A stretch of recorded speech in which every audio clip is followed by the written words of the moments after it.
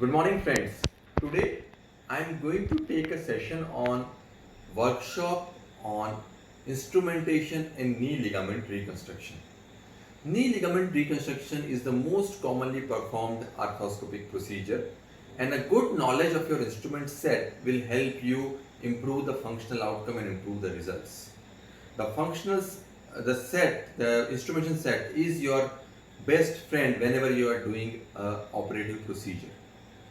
So in this particular session we will be covering the instrumentation set provided by Osteocare along with the implants provided by the Osteocare.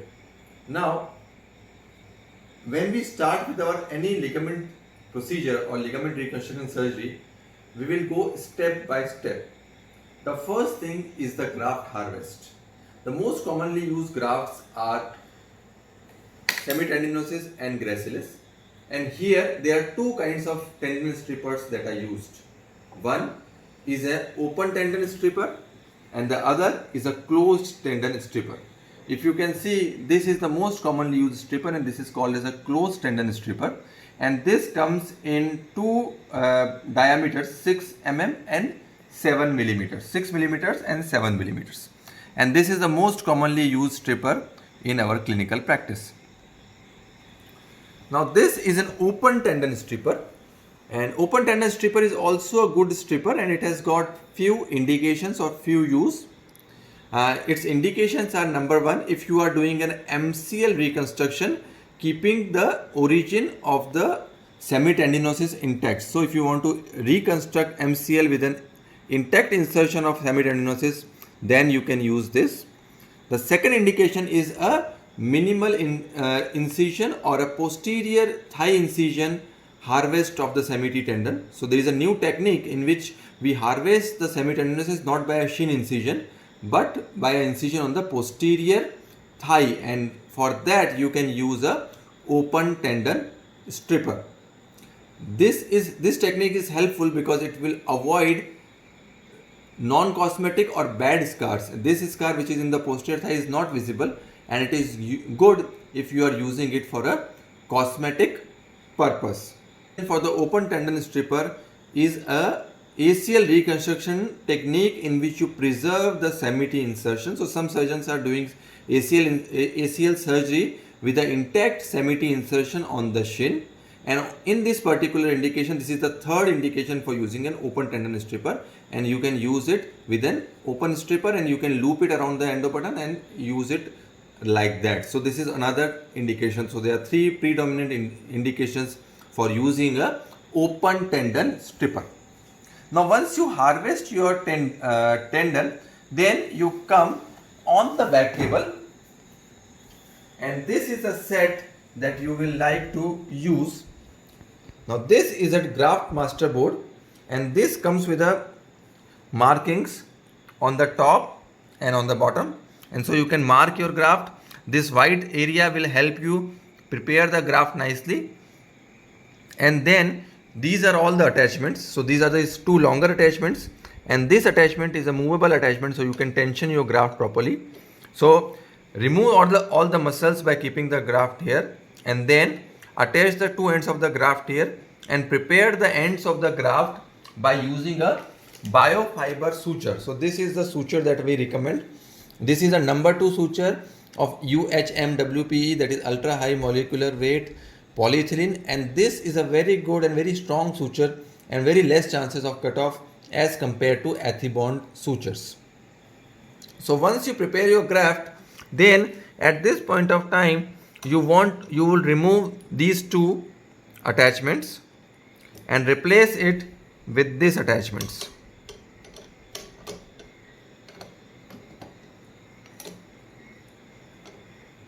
And these are two wonderful attachments. This attachment has a tensioner inbuilt, so it will tension the graft very nicely, and if you wish you can rotate this screw to give extra tension to the graft. And on this side there is an attachment on which you can attach the endo button very nicely.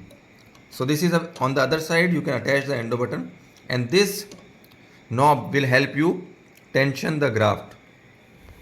So here we have used the adjustable loop here, and this is sort of a graft. This tape that you see here is called as a fiber tape. It's a broad kind of a tape which we use nowadays for augmenting our ACL reconstruction, because this will augment and strengthen the ligament, and it will also give a brace kind of a effect. So you can reduce the need of immobilization and reduce the need of external brace. So this augmentation is also used nowadays to strengthen the ligament construct.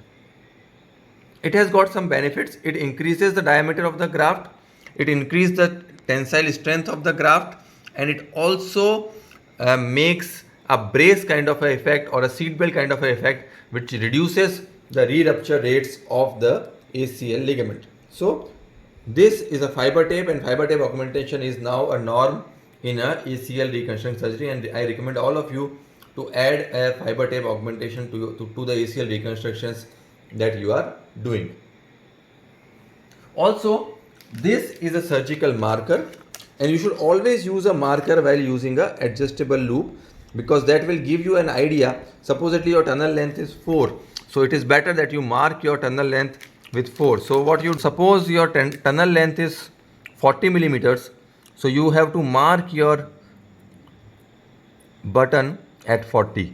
This is a very important step, because if you are using an adjustable loop, if you don't mark this, you might end up having your button positioned in the soft tissue very outside of the bone, and that is a complication. So whenever you are using an adjustable loop, always use a surgical marker to mark the length of the tunnel in this way. So if your tunnel length is 40, mark it 40 on this button. Now this is a tendon graft sizer. This is a graft sizing block that we use, and kinds of graft board which are available. One which is in 1 millimeter and the other one is in 0.5 millimeters. So 6, 7, 8, 9, and the other one is 6, 6.5, 7.5, 8.5. You can use both of them. This is the more commonly used block. The other one is more accurate, but it is less commonly used.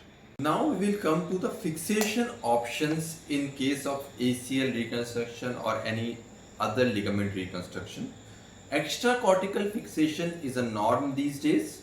Now there are two options. You can use either a fixed loop button, which are these two, or you can use a adjustable button, which is here. Now all of these buttons are good, but I'll just explain you the advantages and disadvantages of each of them. So fixed loop buttons are of two types. One is a continuous loop, and second one is sort of a rigid kind of a loop. Both of them are good with very good fixation. The only drawback of these buttons is they need to be very nicely calculated. So if you are using a fixed loop button, you need to calculate the tunnel length very precisely. So this is very important. If you are using a fixed loop button, you need to be very mathematical for the tunnel length. So as compared to the rigid loop, the continuous loop has a better flipping feeling. So whenever it is this feeling or a flipping feeling is better with the continuous loop. So in a normal practice, it is better to use a continuous kind of a loop as compared to a rigid loop kind of a device.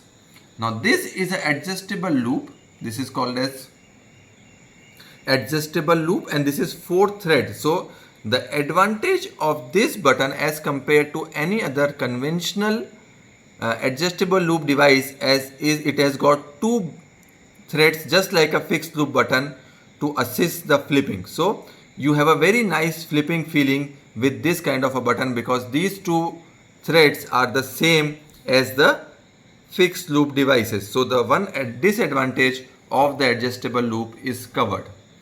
Now the adjustable loop is a loop which shortens in the length when you pull the 2 threads. So adjustable loop has an advantage that you don't have to calculate the tunnel length and the tunnel exact length. You can just use it freehand. The second advantage of using an adjustable loop is you can change your tensioning even after insertion of the graft. So even if after fixation of the tibia, you can do retensioning on the femur. So this is the second advantage of using a adjustable loop. But as I told you, adjustable loop devices have some disadvantages. The first disadvantage of adjustable loop, but not a very good flip which can be felt in earlier generations of the adjustable loop, but that shortcoming is overcome in this button because you have a very good flip feeling in this particular button. The other disadvantage of using an adjustable loop is occasionally the loop can be much out in the soft tissue as compared to being exactly extracortical. So that is why, as I told you, marking on the button loop of exact length of tunnel is very important, because we don't want the button to be out in a soft tissue or over the TFL as compared to over the extracortical bone. So because we want the button in extracortical fixation device exactly on the bone, so that will give you the most strong repair. So this is a disadvantage in this case. The third disadvantage of using an adjustable loop is occasionally you don't have a idea that how much of your graft has gone into the femur, and supposedly if your femur diameter is less and the graft is wider, occasionally you may have a feeling that it has gone in, but actually it has not. So that is again a shortcoming of using an adjustable loop.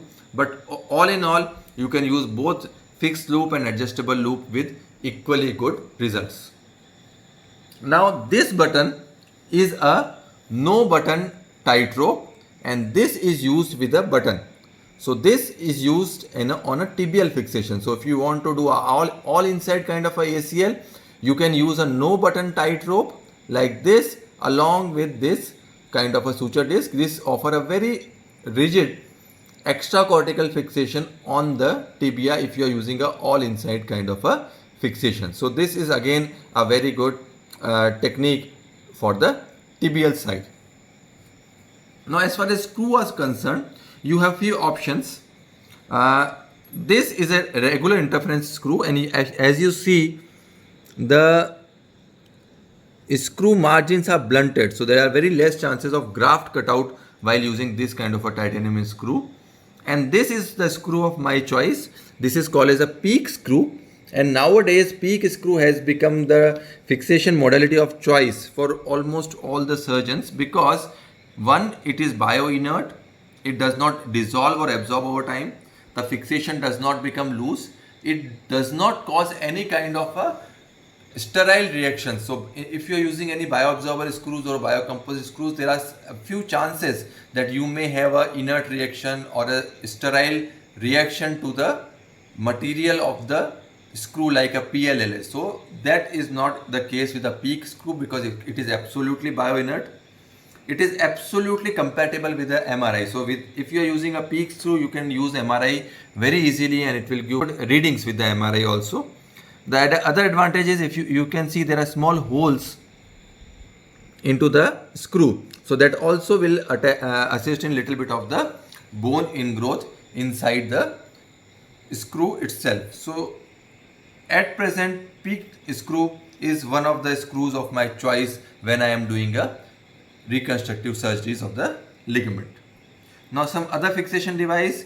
This is a suture post, and you can use it with a 3.5 mm screwdriver, and this is also very good. You can tie the threads over it, and it is again a form of a cortical fixation, and it is a good and a time tested technique to fix your ACL graft on the tibial side.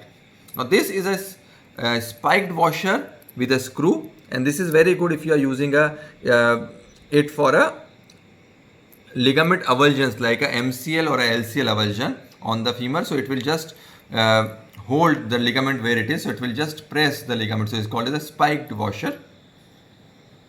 This is a staple, and this can again be used if you are using a MCL or LCL fixation. So again, this is a holder for the spiked washer, and you hold it nicely. So this is a holder for the ligament spike washer, and then you have to just tap it in nicely, and this is your spiked washer. And as far as the extracortical fixation on the tibia is concerned, you have, as I told you, three options. This is a D-hole suture disc, this is a round hole suture disc, and this is the more advanced four hole suture disc. So these are all three options that you can use on the tibia.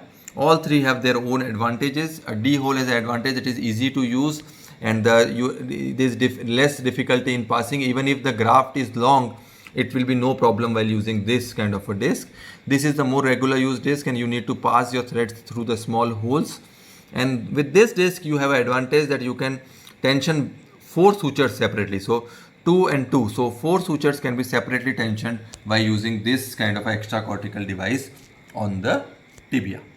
There are 3 tunnel plugs which are available in this particular system: 7, 8, 8, 9 and 9, 10. And occasionally you must have noted that there is a lot of fluid outgush from the tibial tunnel, and that makes the floor and everything wet. So you can use that in the tibial tunnel to actually prevent the fluid outgress. So this is a very handy instrument to make the operative field clean.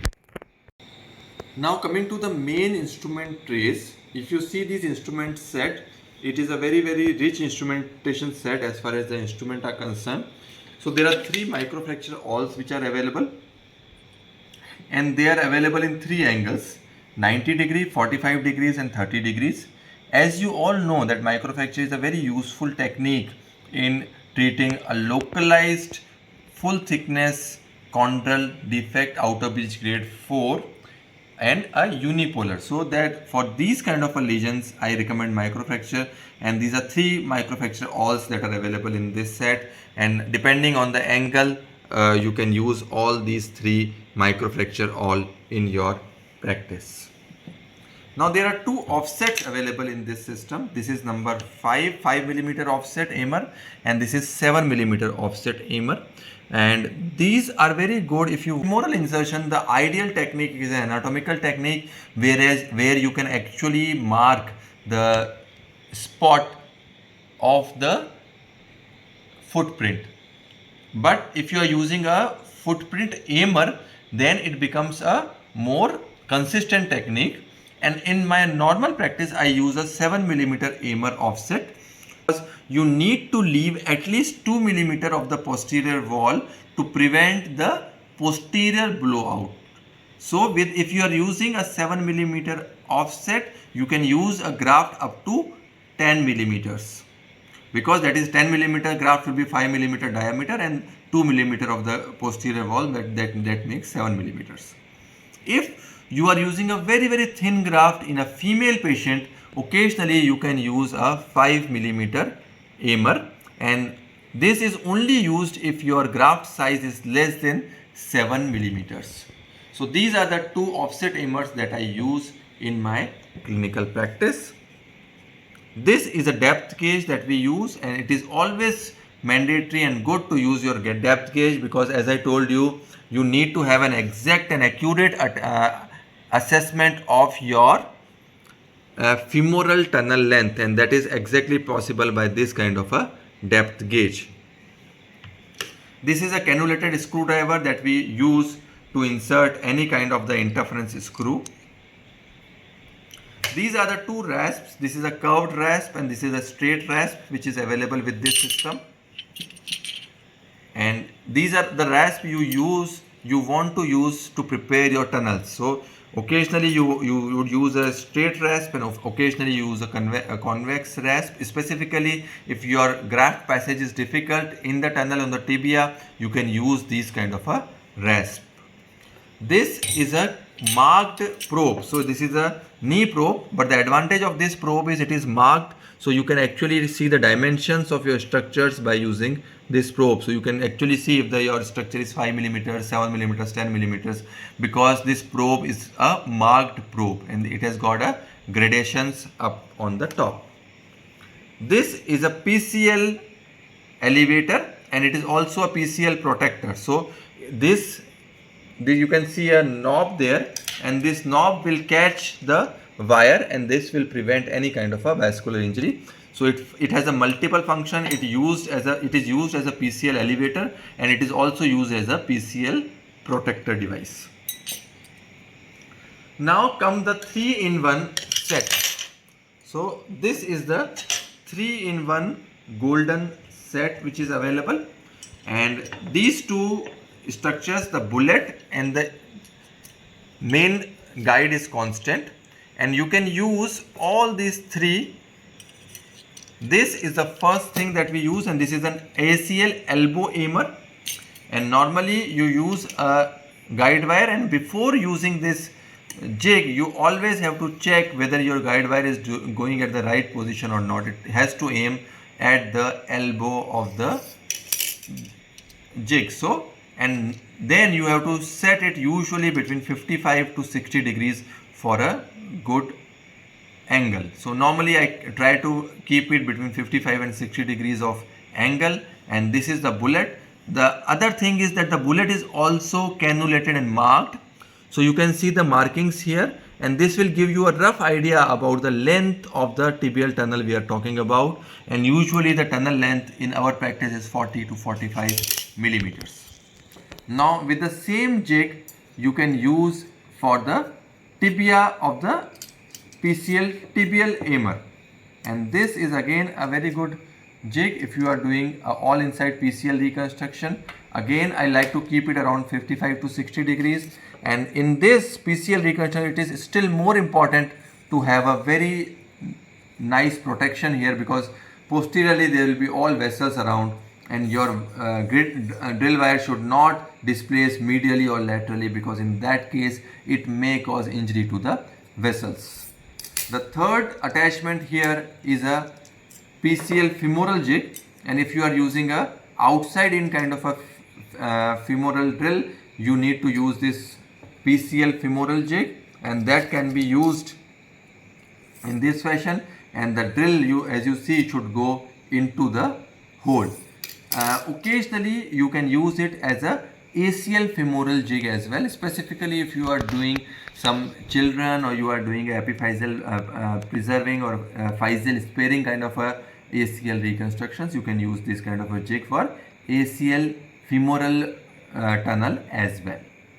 So this is all about the jig. Now there are two kinds of wires that it comes with the system. This is a long wire and this is a short wire. I use the longer wire for the femur and the shorter wire for the tibia, and this femoral wire comes with a hole inside, so this is called as a bead pin, and this can be used to shuttle the thread out through the femur, so this is called as a bead pin. Now this is the set with all the cannulated reamers inside. If you see, this is a 4.5 millimeter endo button reamer which we use more commonly to drill the femoral tunnel, and this is the drill which is sufficient for an endo button passage. So this is the most commonly used drill, and you can see the markings over here, and these markings is helpful to actually see how deep the drill bit has gone. Now we have two types of reamer. This is a flower tip reamer and this is a solid reamer. So these flower tip reamers are normally used for the femur, and the solid reamers are normally used for the tibia, and they usually come in 1 millimeter increments.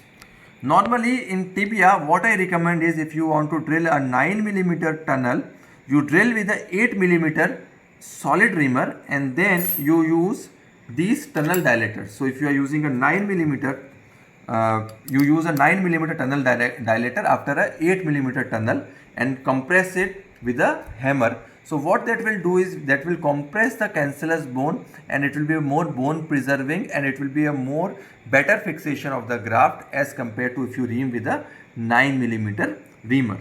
So this is all about the reamers. So this was all about the instrumentation set of ACL. To know your set very well and to be well acquainted with all your instrument is very important whenever you are considering any ligament reconstruction surgeries. If you have any questions, we will be very happy to answer them. You can post them on the comment box and we will be very happy to answer them. I have been using this particular instrumentation set in my clinical practice for the last 5 years, and so far I am very happy with the results and the outcome. Thank you.